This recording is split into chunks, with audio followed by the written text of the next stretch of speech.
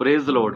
अगर आपकी ज़िंदगी में हलचल है, किसी भी तरह की प्रॉब्लम है और आपकी ज़िंदगी रुक गई है, आपको लगता है कि मेरा अब कुछ भी नहीं रहा, मेरा अब कुछ भी नहीं बन सकता, मैं तो कामयाब नहीं हो सकता, मैं तो नाकाम हो गया हूँ, लेकिन मैं आपको बताना चाहता हूँ खुदा का प्लान फिर भी आपके लिए मुसलसल काम करता रहता है। खुदा ने जो आपकी ज़िंदगी में ठहराया है, आपके हालात चाहे कैसे ही क्यों ना हो, वो अपने अपने कामों को आपकी ज़िंदगी में करता रहता है। वो कभी भी अपने काम को डिले नहीं करता। जब हम यिर्मयाह 29 बाब और 11वीं आयत को देखते हैं तो वहाँ पे भी लिखा है कि मैं तुम्हारे हक में अपने ख्यालात को जानता हूँ, बुराई के नहीं बल्कि सलामती के ख्यालात। तो ये खुदा जब जानता है तो आप क्यों परेशान होते हैं?